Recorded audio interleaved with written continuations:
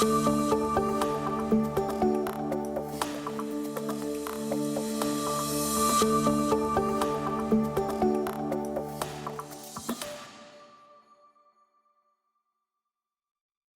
gonna switch to English now to thank Peter Coloscino and Jonathan Cartledge for being here today, and particularly being in Australia. So it's 6 a.m. for them there. So this is a great opportunity for us in the Latin American and the Caribbean countries to enjoy the experience of Infrastructure Australia and learning from the international best practices. As we all know, Australia stands up in terms of development of infrastructure, not only for PPPs, but for overall infrastructure development. Is always pointed out as one of the best practices worldwide. And for us, it's a great opportunity to have them here today. I'm gonna present them, and then we'll go for a presentation that they have prepared for the session. And then we'll go for an open Q&A, the Q&A session that we'll coordinate. Mr. Peter Coloscino is the Chief of Policy and Research of Infrastructure Australia. He's one of the leading voices in the institution. He's responsible for driving Infrastructure Australia's transformative policy and research agenda across sustainability, resilience, placemaking, industry productivity, and infrastructure planning. An accomplished leader with experience in strategy, policy, and corporate affairs. He has held senior roles across politics, industry, and government, including within some of the world's largest infrastructure operators, such as Keolis, Downer, and Transurban. And as Chief of Policy and Research in Infrastructure Australia, Peter had delivered of the landmark 2021 Australian Infrastructure Plan, 2019 Australia Infrastructure Audit, and the inaugural Market Capacity Program. Prior to that, he was Executive General Manager of Growth and Partnership at the NRMA.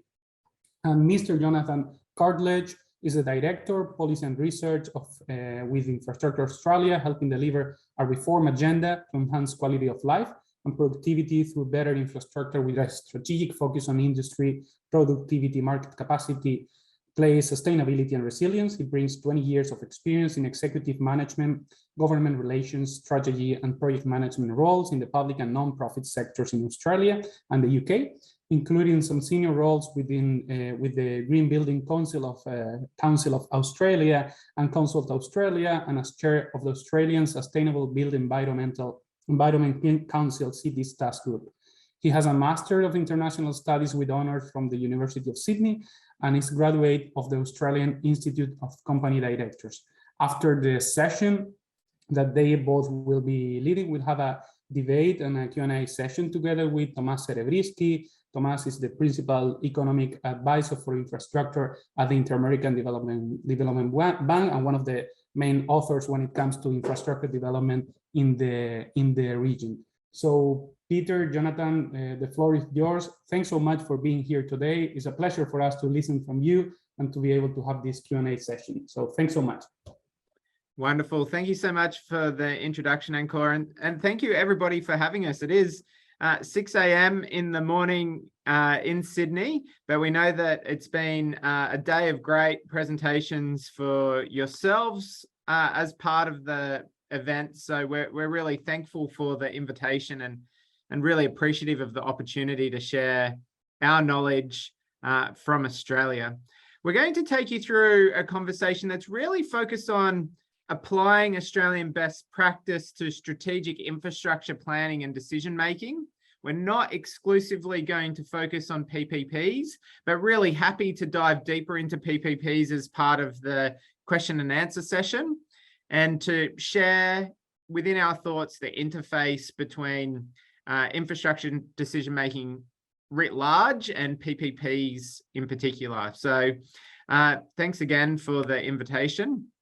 Now my slides are a little sticky there, but it's customary in Australia to acknowledge the land that we're meeting on today and the traditional owners of that land. So Jonathan and I are in Sydney. We're on the land of the Eora Nation. So we're joining you from traditional land of one of the oldest continuous cultures in Australia. And this artwork you can see on the screens in acknowledgement of Indigenous Australians and their connection with waterways as traditional means of transport, and also an acknowledgement of their meeting places as a form of communication. So we acknowledge the traditional owners of our land that we're meeting today, and leaders past and present, and for that matter, Indigenous people right across the globe. We're going to start just by talking about the role of Infrastructure Australia and contextualising the work we do within the broader infrastructure framework. So our mission at IA is to drive more sustainable, resilient and productive infrastructure for all Australians. We do it through two principal streams of work. Firstly, evaluating business cases seeking more than $250 million in funding from the Commonwealth Government, our central government. Those submissions are generally from states and territories, our provincial governments. However, they can also be received from the private sector. And one of those projects that we're assessing today, for instance, is a project called Sun Cable, which would be the largest renewable energy project in the world and would connect solar energy generation in Northern Australia through Indonesia to Singapore. We also work across the reform agenda, setting a long-term vision to improve living standards and support national productivity. And Jonathan and I principally focus on that policy and reform agenda. We work through 5 core activities. Firstly, through what I would class as a needs assessment or identifying gaps and opportunities in the nation's infrastructure through a document that Ancor mentioned, our Australian infrastructure audit.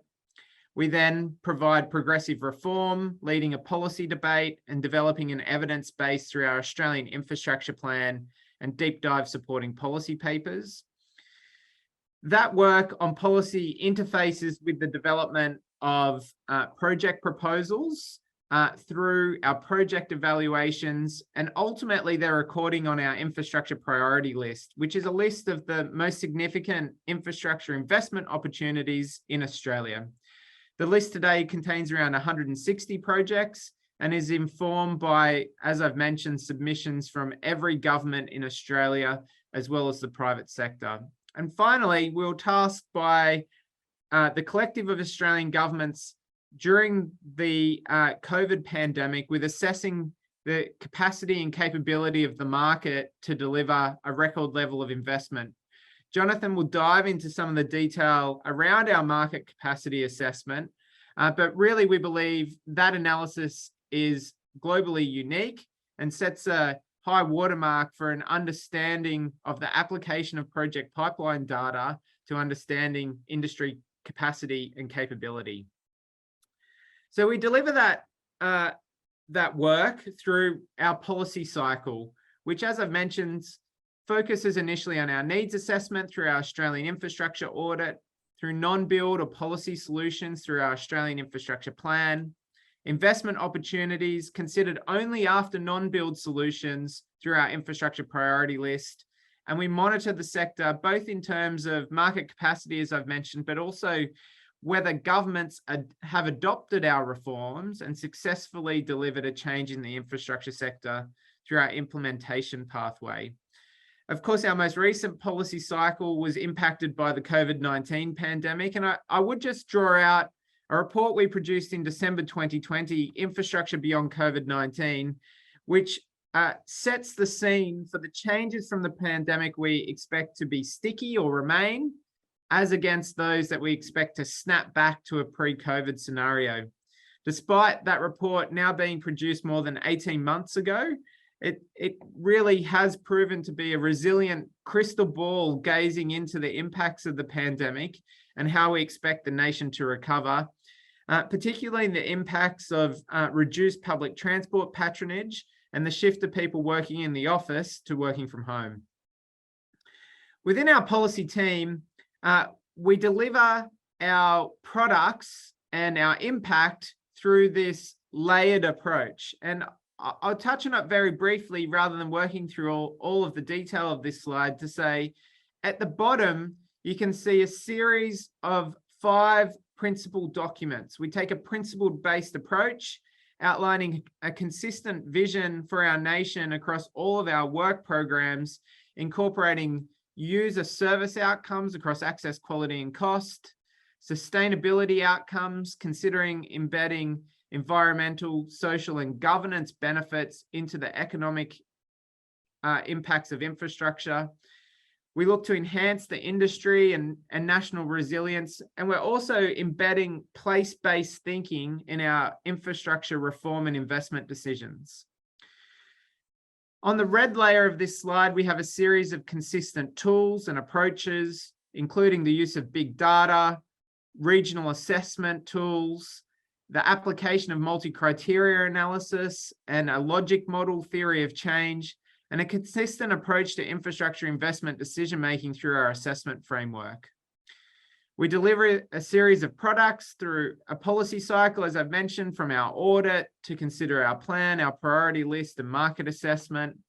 And that allows us to move methodically through needs assessment or problem identification, place integration, solutions, and ultimately monitoring. So this approach, this principles-based approach with consistent, repeatable methodologies and a series of consistent products guides the way we work as a policy team.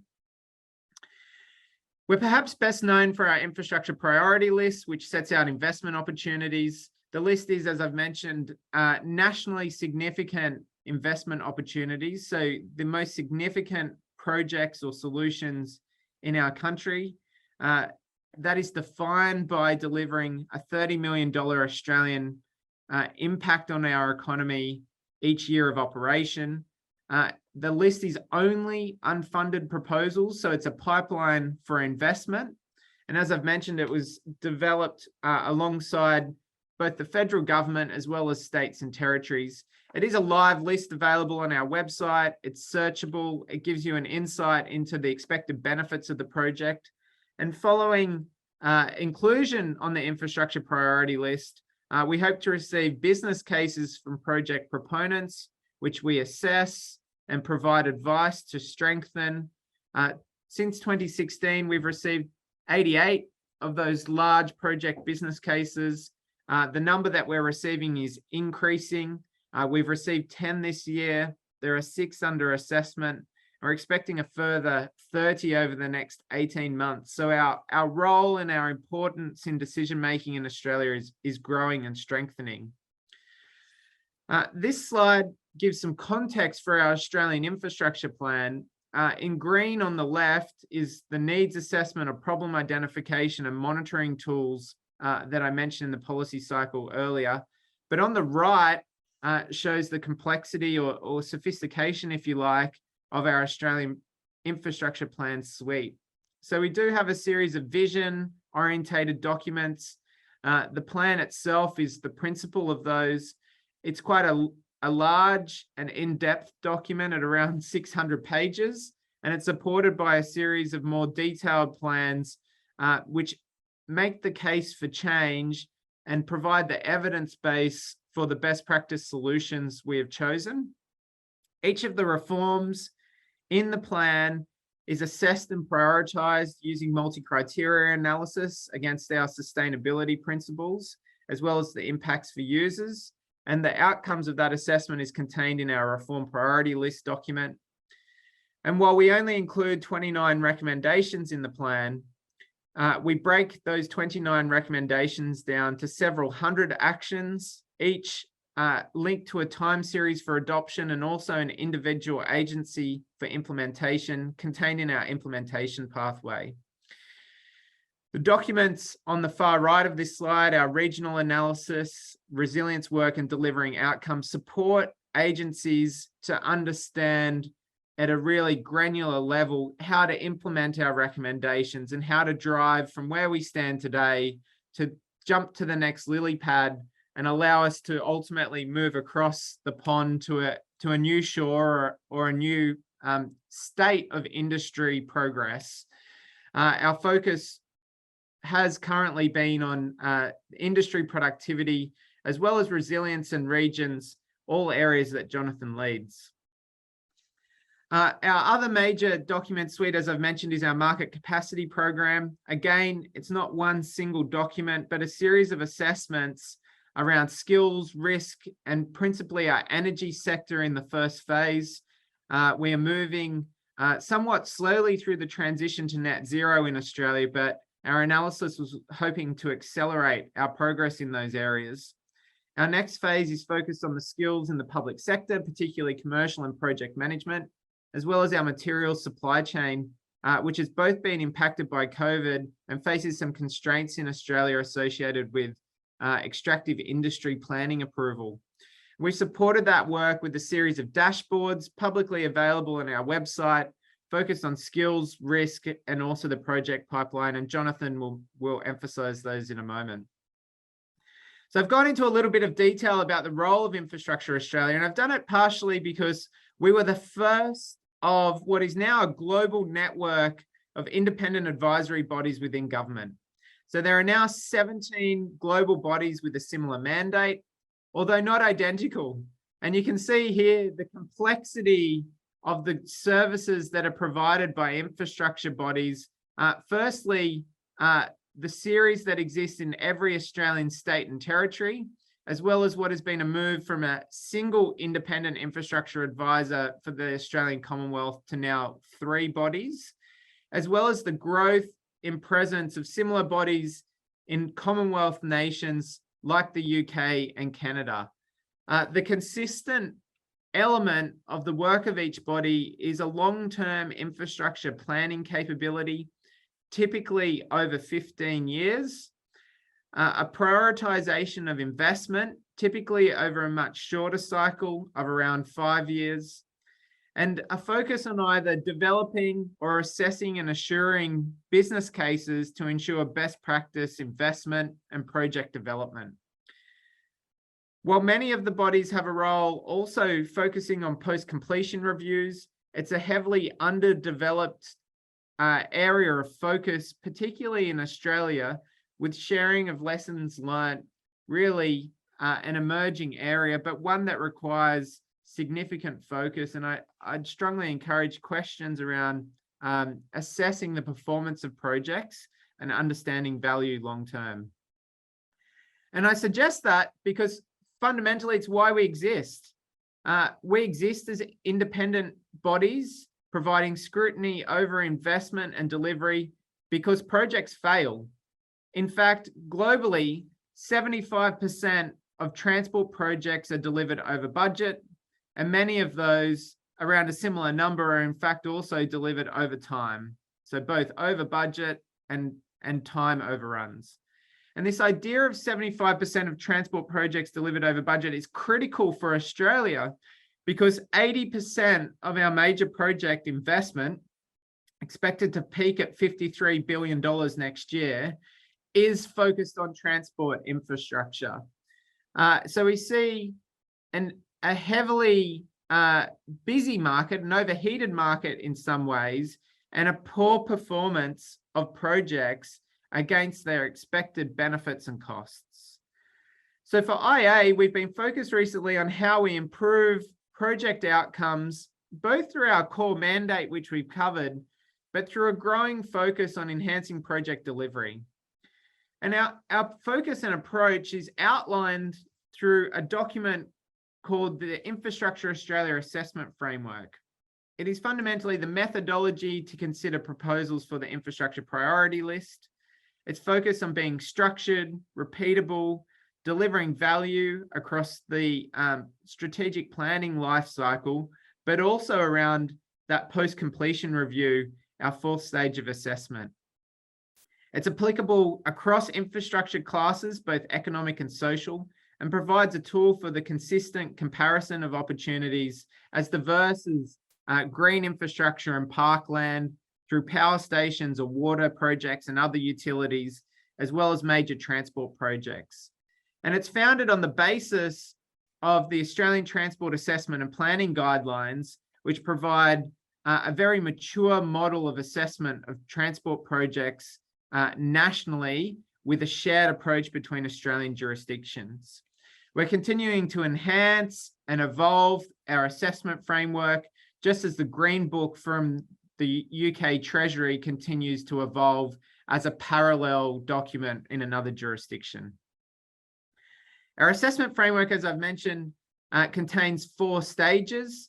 It moves from defining problems to considering options, developing a business case.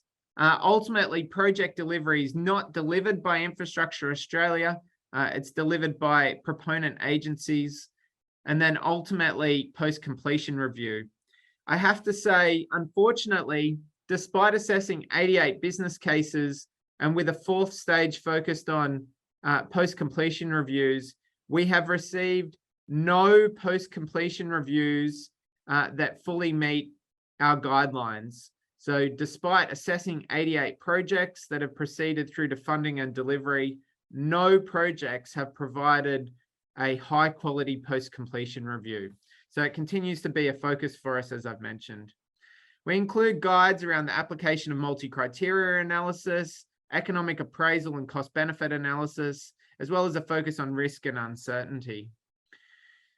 The first stage of our process is, as I've mentioned, problem identification. And we at IA draw from and point to our Australian infrastructure audit for a high-level assessment of challenges and opportunities across our nation.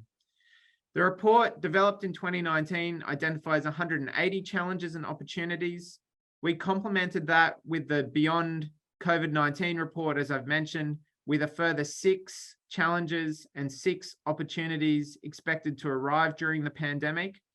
And we've localized that assessment across all 192 challenges and opportunities to 50 regions in Australia through our Regional Strengths and Infrastructure Gaps report completed this year. So we have both an assessment of macro needs facing our nation and their localization to each region, identifying the diversity of Australia's geography from large global cities like Sydney to some of the most remote communities in the world, like through Western Australia. Once you've moved beyond the stage of assessing problems and need, setting a clear vision for the future is critical. And I really emphasize with all I speak to that the vision for a project will vary between project officials and those at more senior levels of government operating at a strategic level. And they're often not aligned, nor are they aligned to the operations of infrastructure. And to emphasize that point, I point to this pyramid with the process between decision maker or approval authority and funding in Australia, often through a cabinet or a cabinet subcommittee, which includes high levels of government and provides a whole of government strategic focus on the needs of the community, to the role of a sponsor or a department or perhaps a minister who are generally focused on the needs of a network or an infrastructure silo, focusing on customer outcomes as distinct to community outcomes, considering cross-sector benefits. And then finally, the prioritization of a client, a project director, or a project team who are generally focused on project performance and the way that they're incentivized to deliver.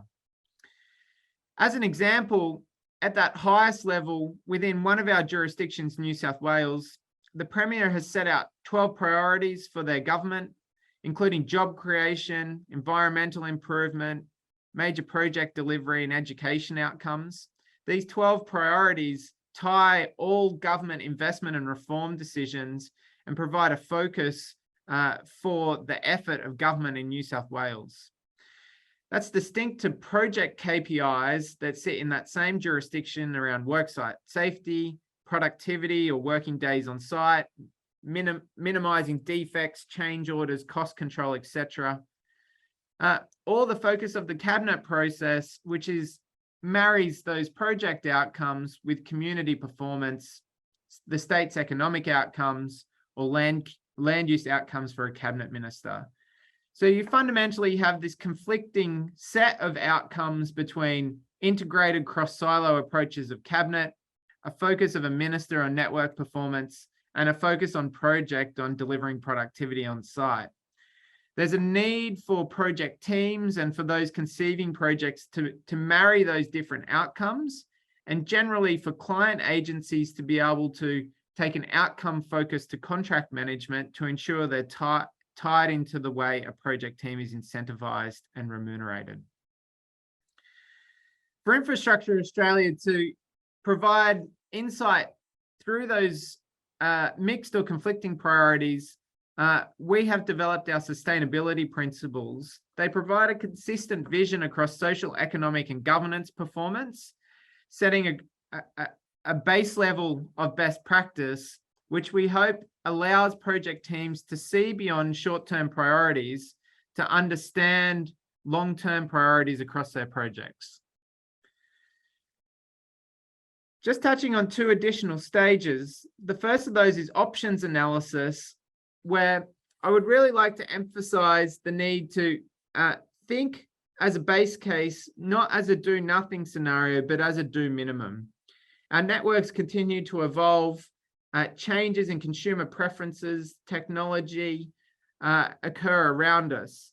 So in developing a project business case, I strongly recommend the use of a do minimum rather than a do nothing scenario.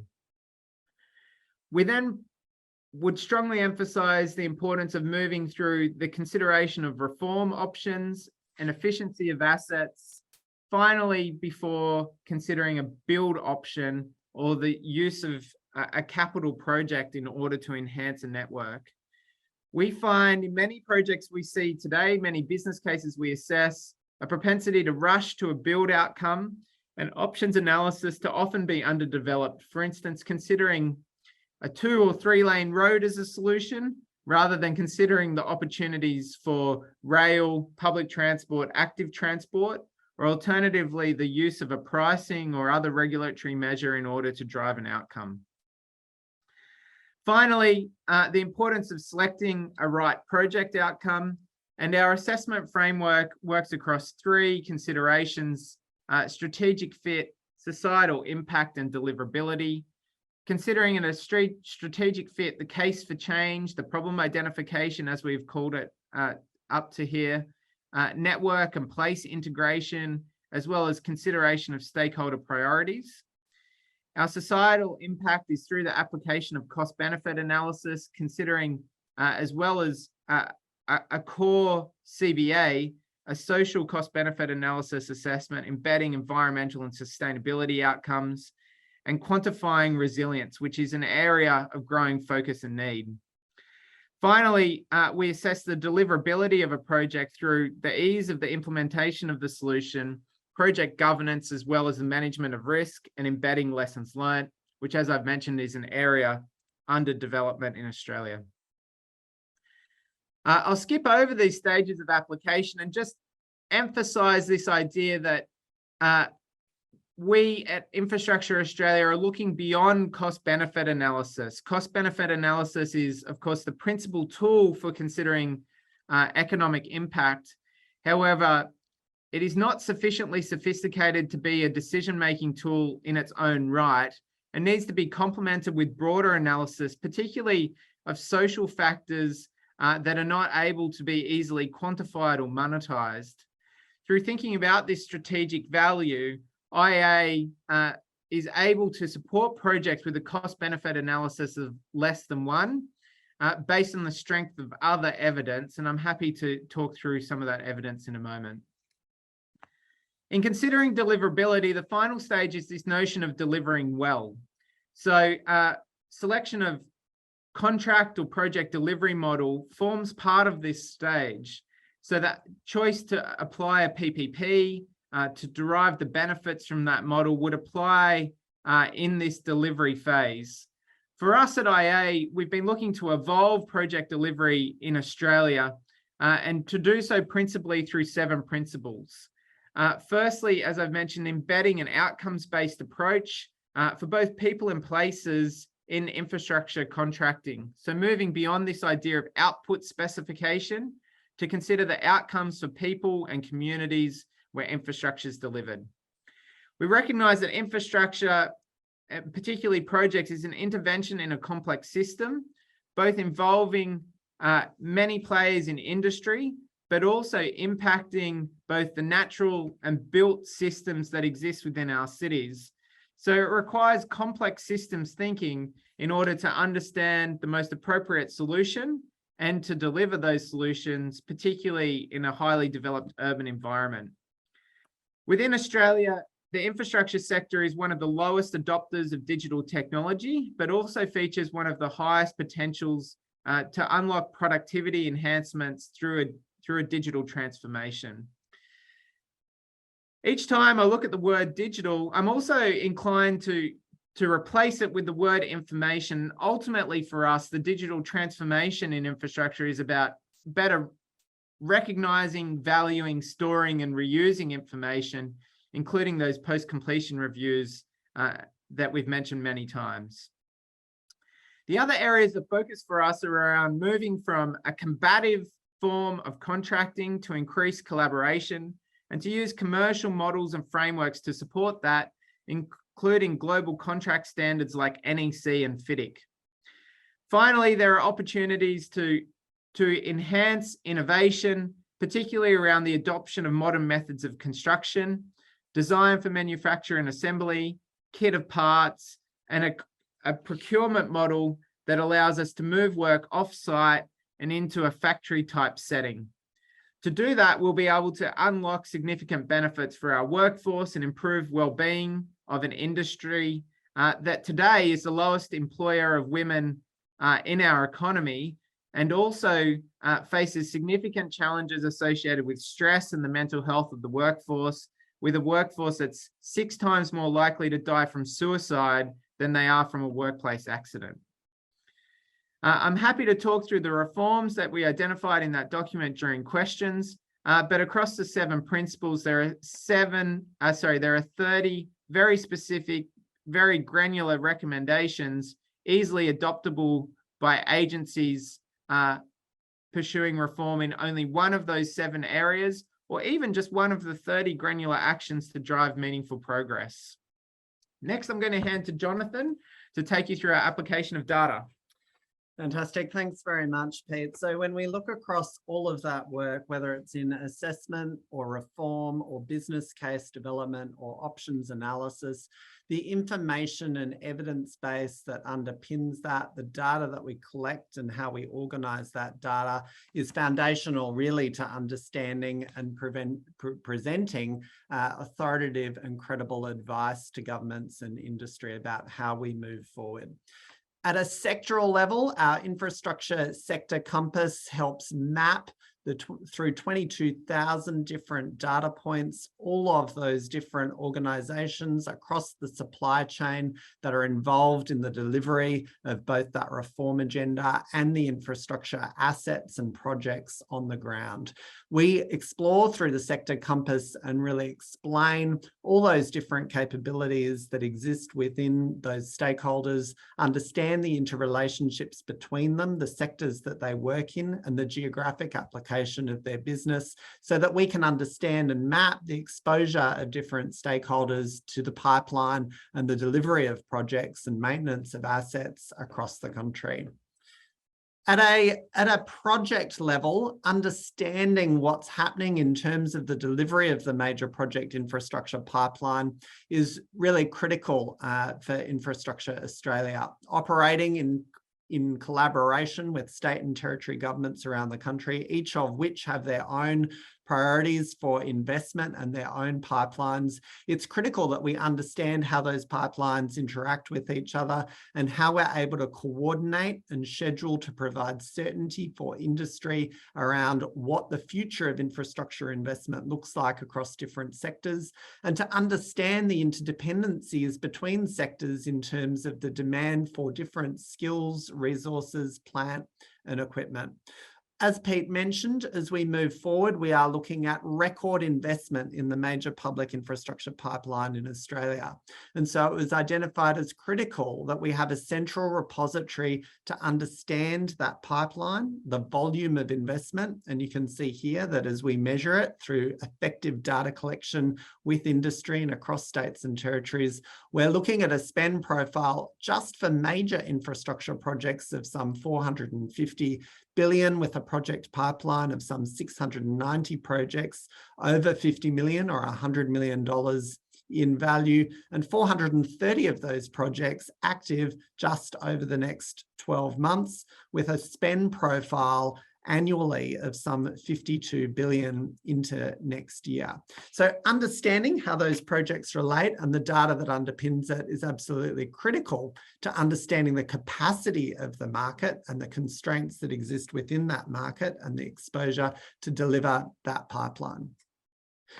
Alongside that, it's fundamental that we also assess the performance of infrastructure across those different aspects that Pete mentioned, whether it's in relation to our sustainability principles and the quadruple bottom line, but critically also the quality and accessibility and affordability of the infrastructure assets and networks and systems in that context. So looking at how infrastructure has performed historically, how it's performing currently, and what the aspirations are for that infrastructure with the community for its performance over the next 5, 10, and 15 years provides us with a foundational data set as we understand both how in reality infrastructure is performing, but also critically what the user perceptions are of that performance. It's fine for us to have an objective opinion of infrastructure performance, but understanding how the user and the community is perceiving that performance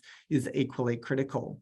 And so in this slide, you can see how that perception of performance is captured across those different sectors and networks and services, and providing us with a sense of those priorities for the community as we look to the data sets that underpin these different sectors and understand how we might prioritize in terms of options analysis or business case development and the relative priority of these for communities as we evaluate quality, access, and cost across the community. And that really represents, when we look at both the projects that we're collecting through the market capacity work and understanding that project pipeline, when we have that deeper understanding of user perceptions of their own assets and networks operating within their community, and when we look at our mapping of the organisations involved in the sector, we can see that we're collecting effective data that enables us to inform our reform agenda and our business case assessments as we consider the infrastructure priorities for the country going forward.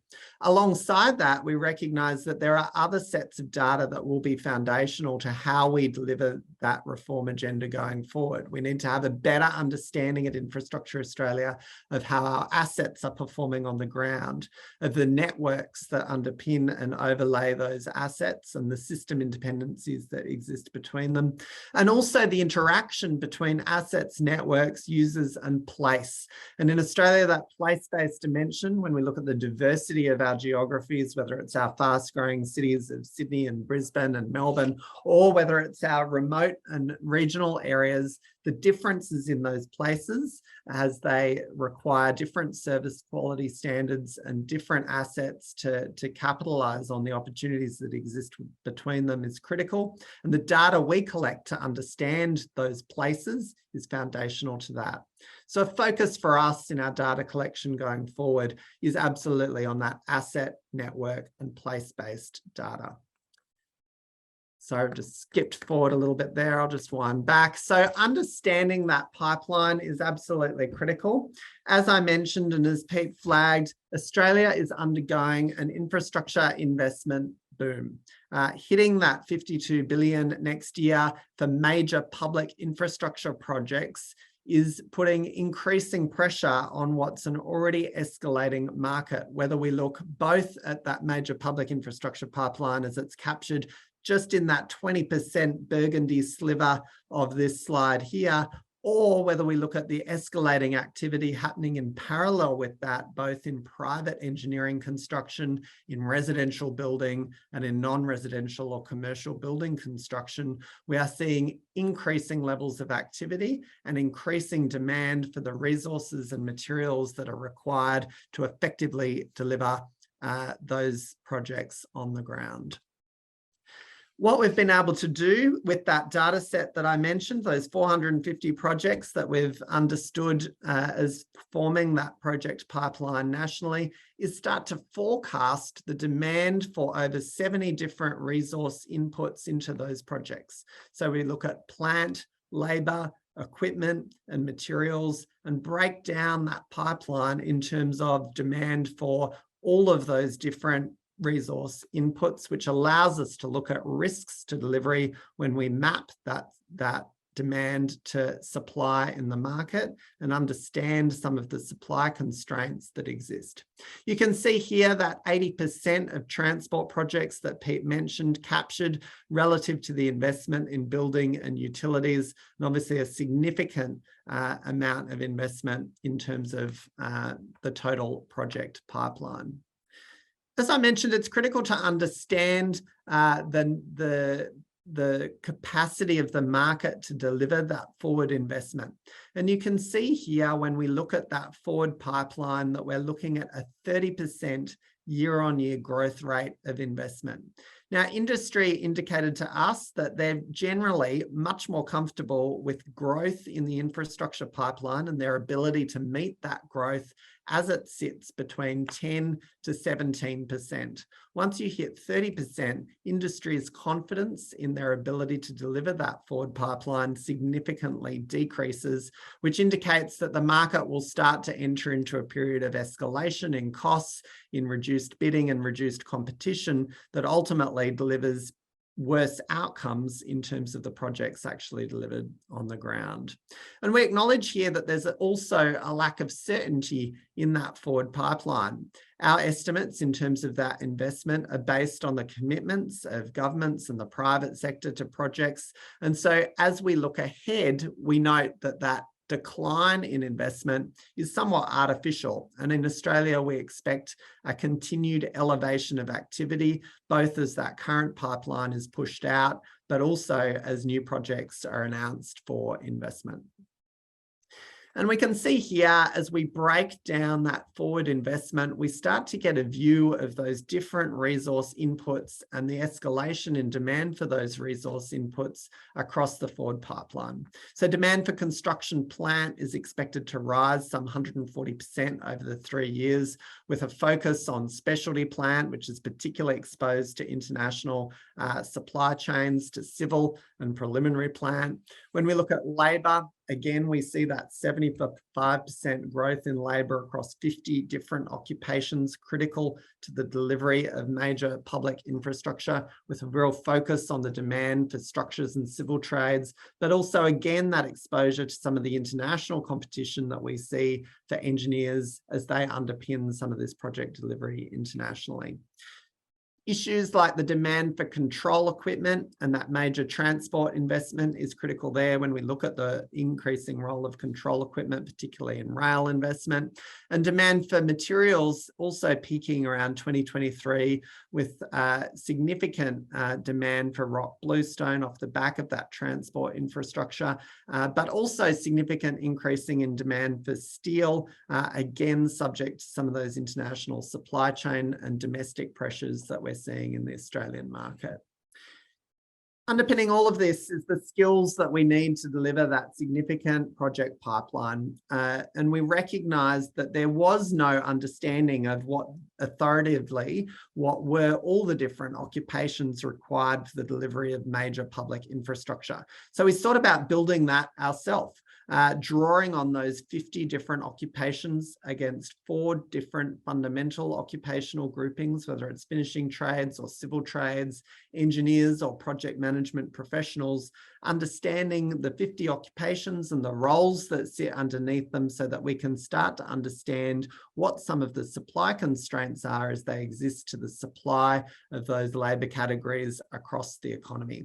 And in that sense, we identified against the mapping demand against supply that we expect shortages in 34 of those 50 occupations across all occupational categories, really resulting in 105,000 jobs that we're estimating to go unfilled in 2023, or 1 in 3 jobs advertising being unfilled across the major public infrastructure pipeline.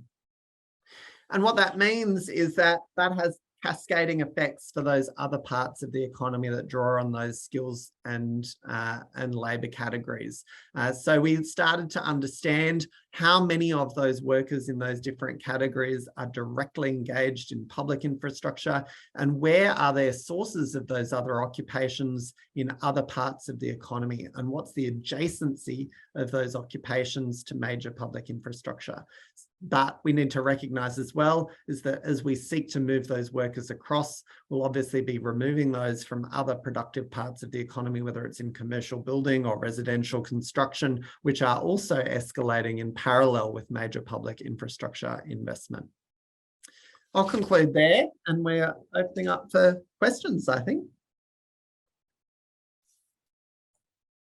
Yeah. Excellent. Thank you very, very much for an excellent presentation. So we'll start now the questions. I guess we'll take turns with Encore. We gathered many questions that different PPP units across the region sent days before this presentation. So let me start going back to the genesis of Infrastructure Australia. You mentioned that it was set up in 2008, and the question is, what was the driving force behind setting up Infrastructure Australia? It was a champion in the public sector. There was pressure from the private sector asking to set up an independent infrastructure agency or iBody. So if you can share a little bit of information how it was set up. That's a really great question to get started. The origin of Infrastructure Australia was absolutely driven by industry. So I think back to 2007, we had a very active political process at the point in time with a hotly contested election. The second longest serving federal government was ultimately defeated in that election. And one of the reasons for defeat was a perception that the government had invested in projects that were politically opportunistic rather than the greatest needs for the nation. One project in particular, the Darwin to Alice Springs Railway, was viewed as not having a strong economic case for investment. Whereas the government at the time had also favoured regional projects over urban investment, which the incoming government set a priority around. The now newly elected Australian Prime Minister, Anthony Albanese, who was Minister for Infrastructure in that incoming government, set about establishing IA on the advice of some business leaders, including Sir Rod Eddington, who had previously run British Airways. And ultimately, the agency was, I would say, co-designed, albeit that might be a slightly too generous a perspective, between government and industry, looking to employ best practice approaches to investment and investment decision-making, including at the time the development of national PPP guidelines for Australia. So those PPP guidelines have subsequently evolved into the Commonwealth Procurement and Investment Frameworks. They are in effect today, and we believe there's a need to enhance those frameworks in order to better consider some of the more collaborative models that are being employed globally currently, including, for instance, better consideration of early contractor involvement, engineering, construction, project management contracts, as well as contracts that employ the Project 13 principles from the UK and the enterprise-based delivery model. Excellent, thanks. Thank you, Peter and Jonathan. I would say, and thanks so much for the awesome presentation. I would say that one of the most frequent questions that we have received has to do with and I'm going to try to sum a couple of them into the same one, that has to do with the interinstitutional coordination. See, in the Latin American and the Caribbean context, we face enormous challenges when it comes to the coordination between those entities in charge of the public investment management systems and PPP units, and sometimes the relationship with the Ministry of Finance or Planning, where they have that role, similar to the one that you may have, or the line ministers. So the question would be, what can you tell us about the Australian experience and the interaction of your institution with other institutional players that may play a role in infrastructure development? Yeah, again, a really great question. There has been, I have to say, over the last 15 years, a slow evolution of the governance environment in Australia around investment decision making. So we mentioned in 2008, IA was formed. It was only a year later that the first independent state infrastructure body was also formed. And the role of those two bodies varies slightly, as I mentioned in the presentation. So we've had an increasingly complex environment form with now around 10 independent infrastructure bodies operating in Australia between states and federal government. So my frank observation is the current environment's not perfect.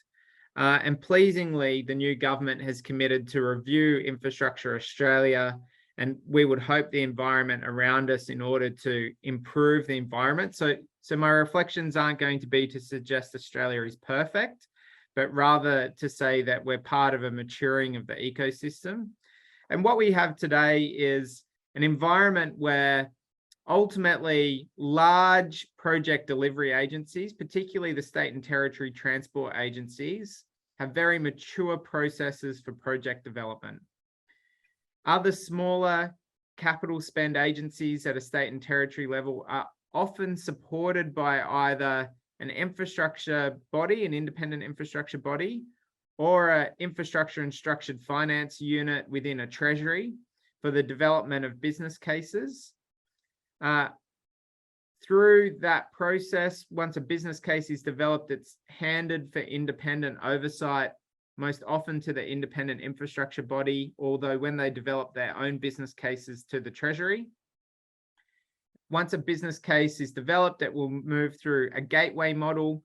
Each of our jurisdictions has a gateway model in place to track project development from strategic business case through to investment case and ultimately procurement.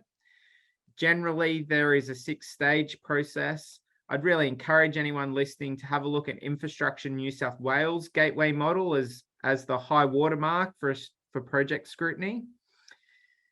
Through those stages, they are mapped against Infrastructure Australia's 4-stage model for review. So strategic business case with our early phase, obviously options analysis, and ultimately full business case. And there's that handoff of oversight to provide a really robust assurance environment where Commonwealth investment occurs. However, as I've mentioned, we only look at projects seeking more than 250 million in investment. Our state and territory colleagues often look to much smaller projects, around 20 million of investment. So we have a very high level of independent scrutiny in the Australian environment. And ultimately, we're hopeful that we're delivering better outcomes through that process. However, really, in the absence of those post-completion reviews, that high level of scrutiny we require in terms of project performance is absent from our system at the moment. I would say at a Commonwealth level, the process is slightly simpler with the new agency, the Significant Projects Investment Delivery Office, developing business cases, and ultimately working alongside our colleagues in Treasury, in the Infrastructure and Project Finance Authority, in order to provide specialist commercial and procurement advice. Business cases are assessed through our process and then ultimately delivered through SPIDO. So somewhat of which is the Special Projects Investment Delivery Office. So a relatively simple process for the Commonwealth. Right. I'll go back, if I may, to I guess the planning process and the priority list. So you described very well that the process starts with an audit, then the infrastructure plan, and then the project priority list. And the question is, are state governments, in other words, are the projects are mandatory in the sense that can governments, federal or the state level, implement other projects, or they have to say provide an explanation of why the project that they implement are not included in the Infrastructure Australia priority list? Yeah, Thomas, another great question. I mean, we exist at Infrastructure Australia to provide advice. So we offer advice which we believe is best practice to improve infrastructure outcomes, but it's absolutely within the discretion of governments, of elected officials to make funding decisions. And we do see governments generally follow the advice that's in our list. So in the most recent Australian government budget, 80% of projects funded had been considered through the Infrastructure Australia process. But of course, that leaves a rump of projects that had not been fully considered through our process at the time of funding. And we believe that the scrutiny that we offers helps the community to form a view about whether or not the decisions of the government to invest in infrastructure is prudent or alternatively political, and what we would call pork barreling colloquially in Australia. I would say that at the last election, probably the greatest discussion around infrastructure was a discussion about potential wasteful spending. That is where the previous government invested in projects that had not been considered through our process. An independent think tank in Australia, the Grattan Institute, was really heavily focused on that issue. And it has been one of the catalysts for the review of Infrastructure Australia to consider whether we require additional teeth. The one exception to that process that I've just outlined was during the global financial crisis, where our agency was given governance over around $12 billion worth of funding, the Building Australia Fund, and given the opportunity to invest it directly. That's a process that other independent bodies in Australia have had from time to time, notably Infrastructure New South Wales with the Restart New South Wales Fund, which allowed the investment of the proceeds of the privatisation of our electricity distribution network into other productivity building infrastructure. Thanks. Thanks so much, Peter. Trying again to summarize a couple of questions in the same one. I would say this category would be something like project preparation on funding of pre-investment activities. So basically, we know that the predictability of funds for project preparation is key. Actually, in the context of Latin American and the Caribbean countries, we may estimate around 5% of CapEx for project preparation activities. So could you explain us a little bit on the pre-investment phase and the related to the process and the decision-making process and the budgeting for it? And I'm gonna link this with also a couple of new questions in the audience related to the process of unsolicited proposals, if you are allowed for this, and how it's related to these funding mechanisms and project preparation activities. Sorry to put all many issues in the same question. No, let me do my best to answer it. And I have to say, just before we get to it, I cut my teeth in unsolicited proposals, market-led proposals. So I find it to be a really interesting area. And it's one, interestingly, where Australia is taking cues, particularly from Chile in that regard. So we've learned, hopefully, from people on this call in that regard. But thinking about funding for planning and decision-making,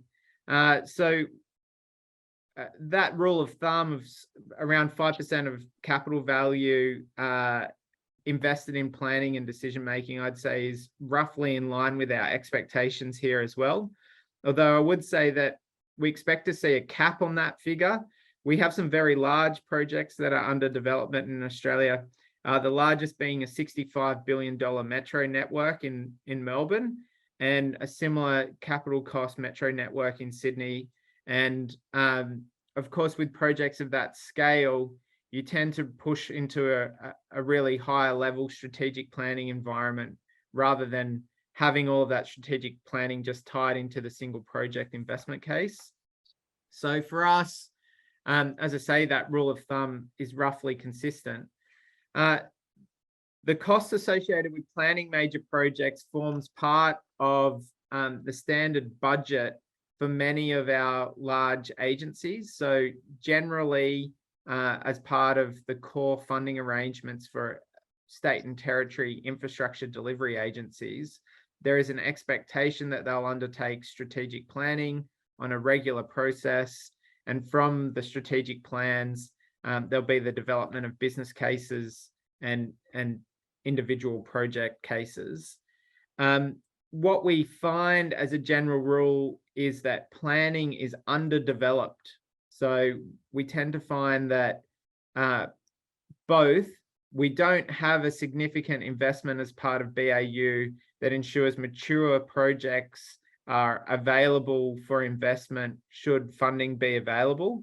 And an example of that is during the COVID pandemic, there was an acceleration of investment in infrastructure in order to provide an economic offset to declining activity in other areas of the economy.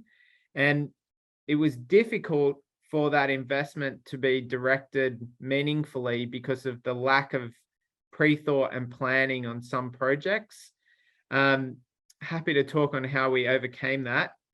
However, noting that gap in developed business cases at a state and territory level, the Commonwealth Government has a fund of $250 million for business case development.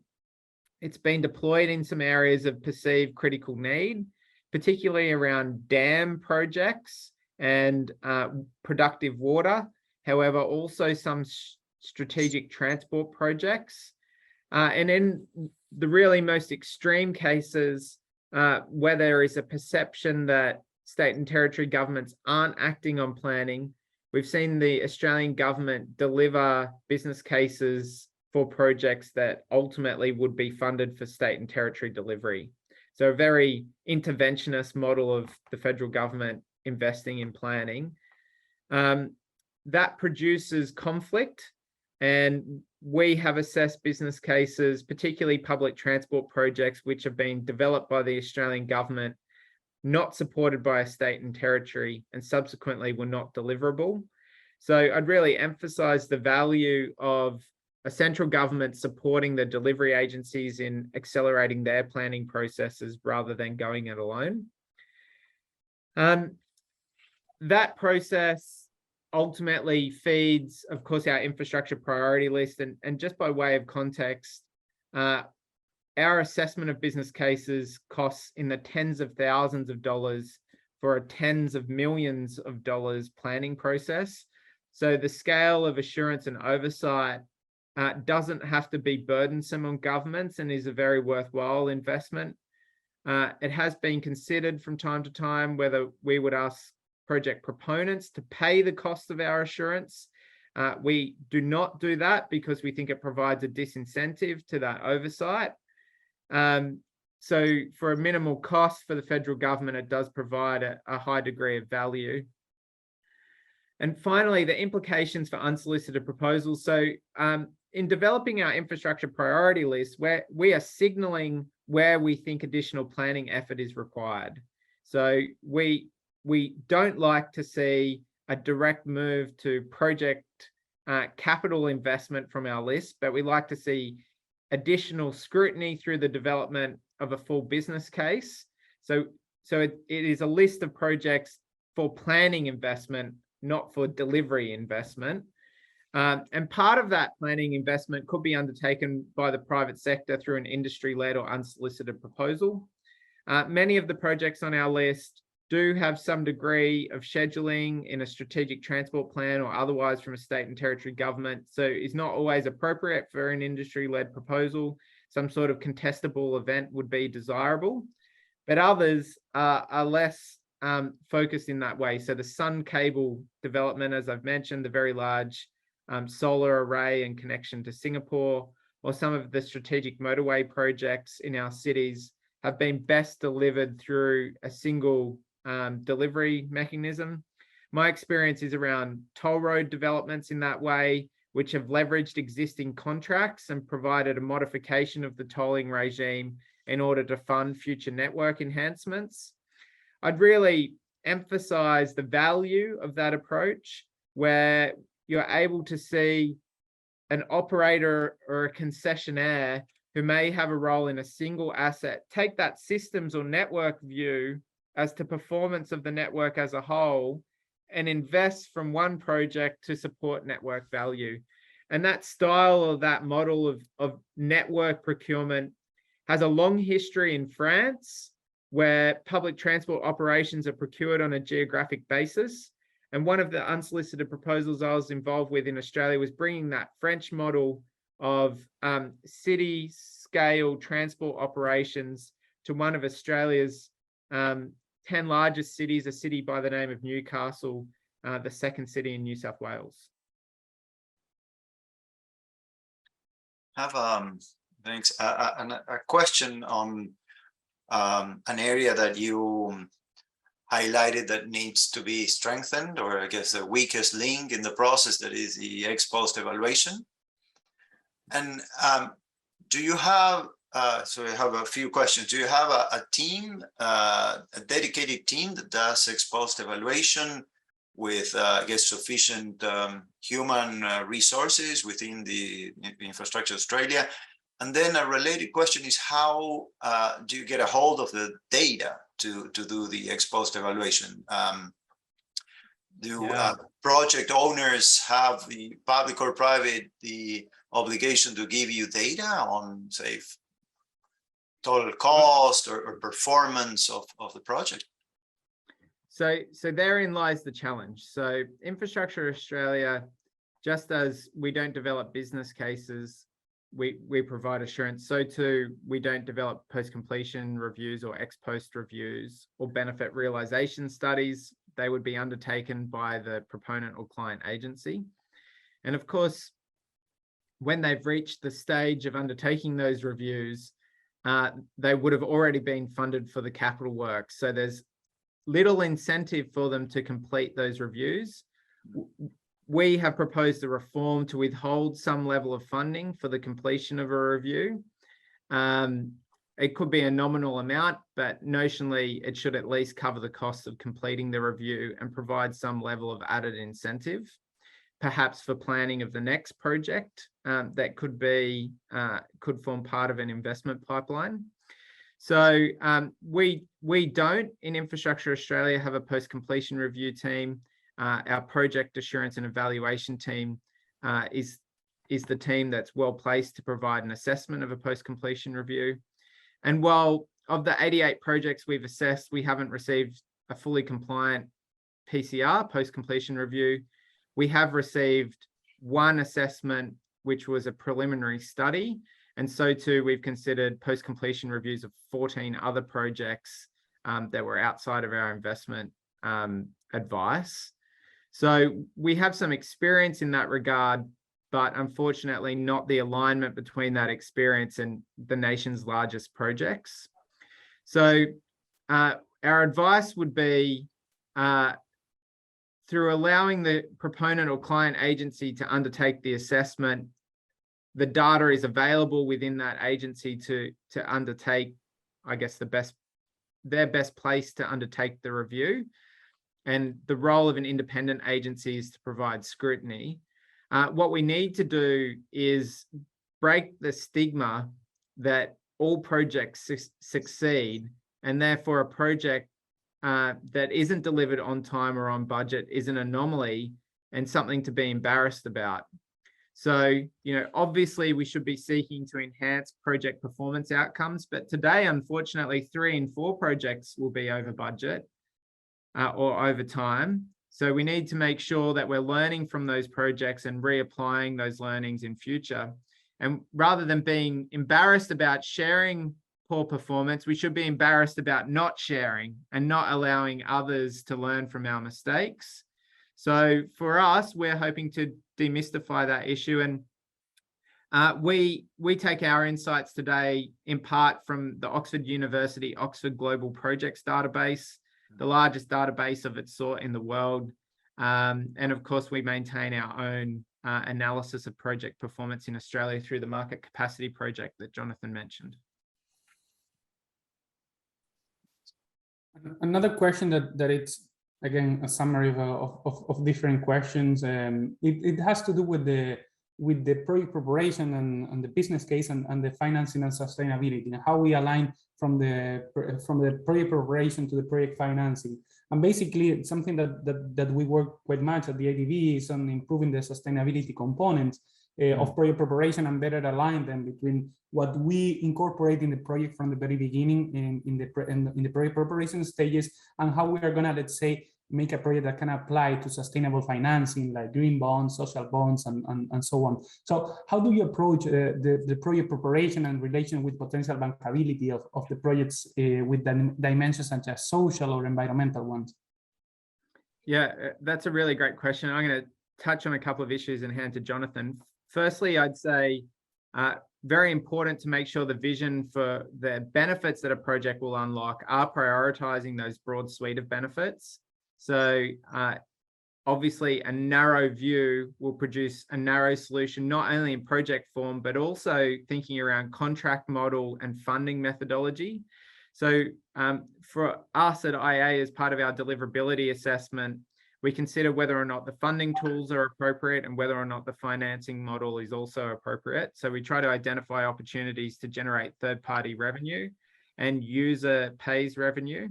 So too often, however, we have a myopic view around access to third-party revenue, which suggests that if it isn't contributing the lion's share or the bulk of funding, then it's not worth exploiting. Excuse me. And what we know today is that incorporating natural or green solutions or providing resilience benefits in projects are the types of interventions that generally the community is prepared to pay a premium of around 5% for. So the community is prepared to pay more to live near a project that incorporates a natural or green solution. And they're also prepared to pay more if a project will provide a resilience benefit to flood or fire or coastal erosion. So understanding that propensity to pay or willingness to pay allows the development of a funding and financing model that draws out that value and allows it to be contributed to enhancing the project and indeed the capital requirements. I'm just going to hand to Jonathan as well, who has some experience in this area. Yeah, I mean, the question really goes to the heart of some of the current limitations in cost benefit as it's covered through business case assessments, and it underpins why Infrastructure Australia took a principles-based approach to sustainability and embedded that in the assessment framework that Pete spoke to, because it provides a coherent reference point for business case development to evaluate sustainability, whether it's in terms of environmental, economic, social, or governance impact, in terms of how it contributes to that business case, but critically provides really practical guidance around how you incorporate that and might measure it. And not all of that is as clear currently as it might be. So when we start to look at things like some of the non-monetizable benefits of those different aspects of sustainability as we capture them through business cases, there is more work to be done in terms of how we understand that. And that's work that is underway within Infrastructure Australia. And also how we value issues like resilience, as Pete spoke to it, when we understand how we mitigate risk across systems and networks at a place level. How do you quantify that within a business case? And that again is kind of at the pointy end of some of the limits of what existing models enable us to do. But we're working really closely with our national research agency, the CSIRO, with the National Resilience Agency to actually start to get some clear guidance for project proponents about how you start to value those different aspects of sustainability and resilience in your business case development. On what you said on follow up on sustainability and specifically on financing. So I guess when you assess the project, you evaluate, what's the funding level, if there are gaps, and do you say provide recommendations on how to address the funding gap, the difference between tariffs and total project costs, or that goes to regulators, sector regulators, or the government? Yeah, look, generally a business case that we receive would provide an outline of the funding package that is intended to be attached to the project. However, that is often developed in collaboration with the infrastructure and structured finance unit of a state and territory government, or the infrastructure and projects authority of the federal government. Too often, the use of user pays and third-party revenue streams is underdeveloped in the business cases we see, which is principally where our advice is focused. And they're underdeveloped often because they're politically difficult options for projects. It's far easier politically to see a project funded from consolidated revenue, with people disconnecting that investment from implications around tax policy. So our advice is really around helping people to understand the projects where those sorts of mechanisms are appropriate and the potential value that they can offer, and connecting projects with those parts of government that have the deep commercial skills in order to support the consideration of alternate funding models. Also, kind of related to the last question, and probably to the previous one, has to do with another aspect of the sustainability, which has to be with the fiscal one, with the fiscal sustainability and the fiscal affordability of projects.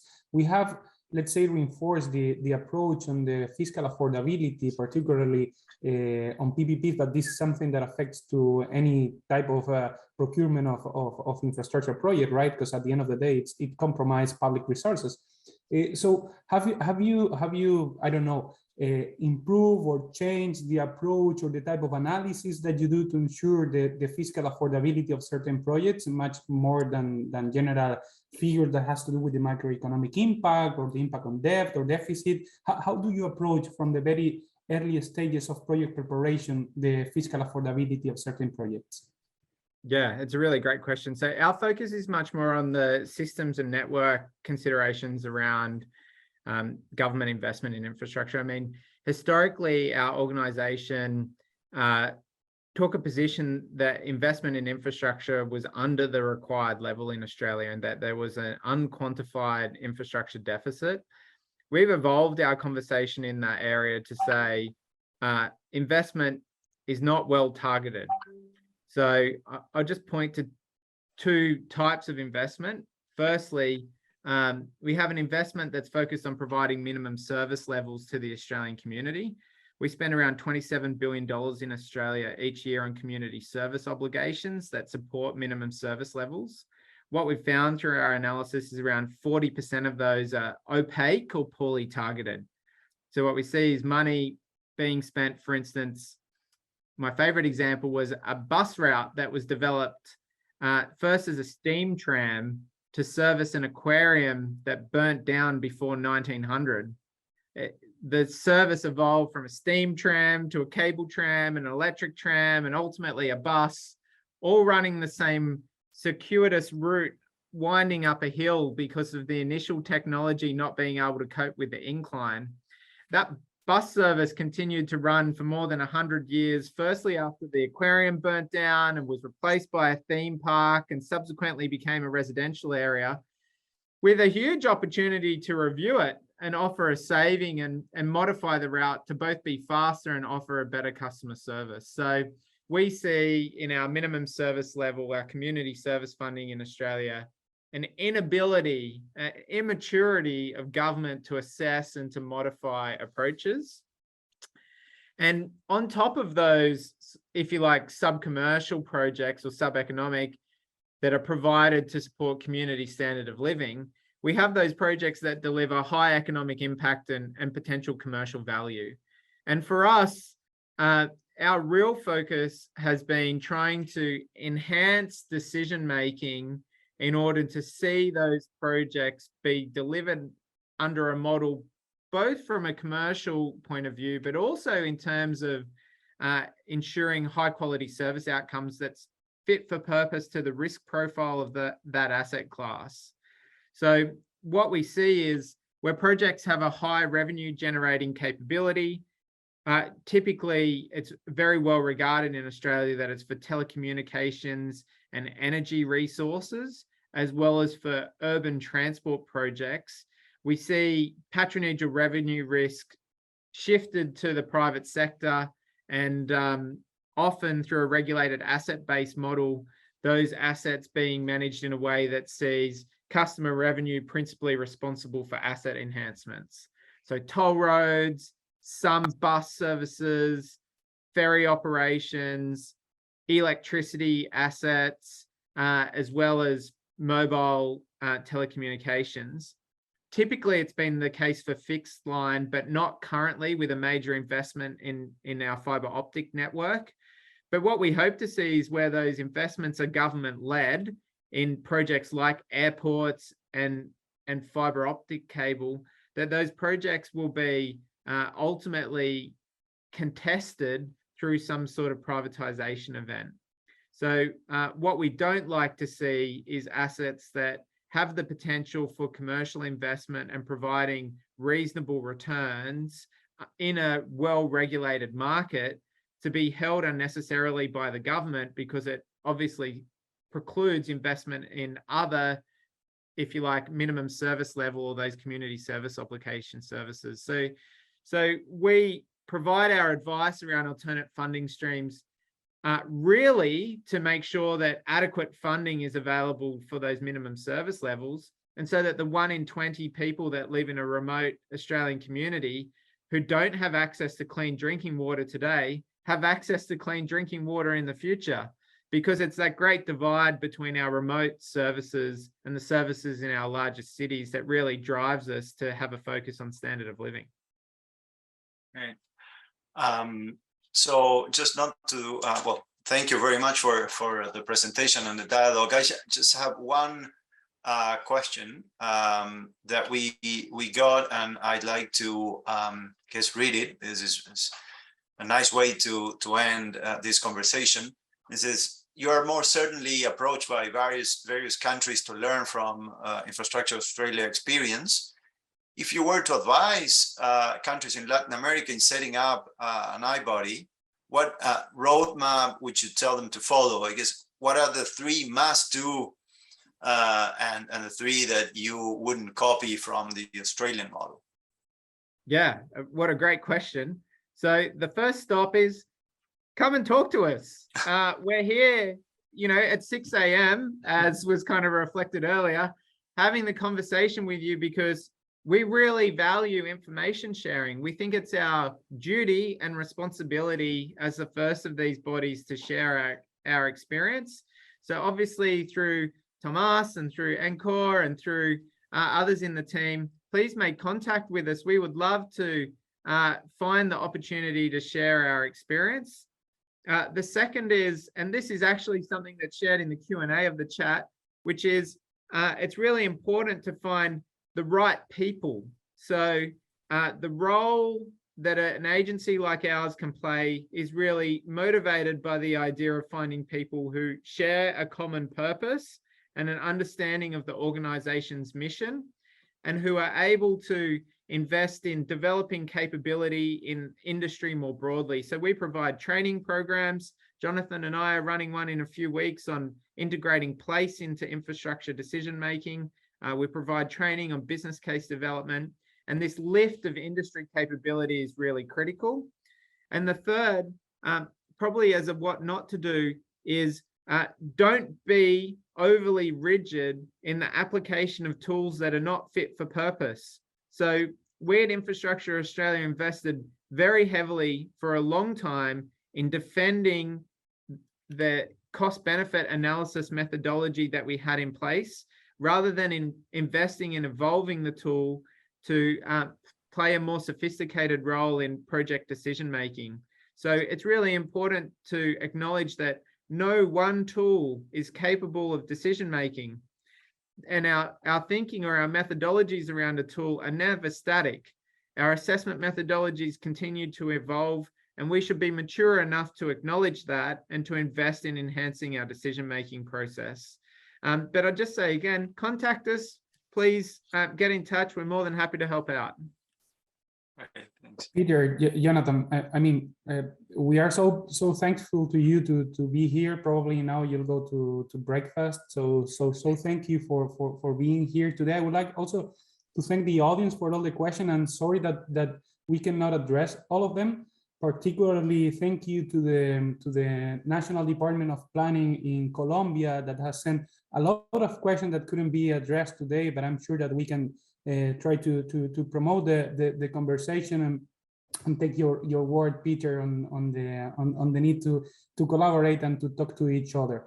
I would like also to thank Tomás for being here together with me, and pass the mic to Gaston for some final remarks.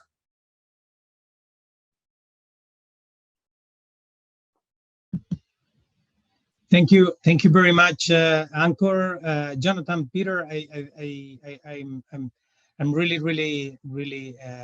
grateful for your generosity on sharing so much information and experience, and thank to Tomás for fantastic moderation. I think we couldn't end up the day better than taking up on your offer.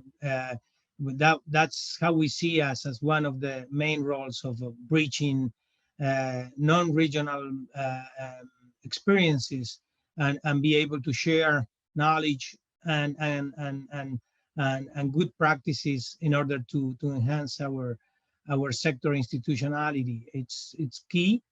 Our region needs a lot to improve, has a lot of opportunities, and I think it's a fantastic way to finish the day. It was a heavy day. Tomorrow we have another day with full of interesting panels. I know that I'm the only obstacle between you guys and your breakfast, and in the region to probably some aperitif or some drinks. So I will not take any longer. Thank you again, and to the region and PPP units. Please feel free to reach out to us, and we will be happy to collaborate with Jonathan and Peter and try to enhance our institutions. As you can see in the background, we have several interesting panels tomorrow. Please join us and have a good evening. Thank you very much.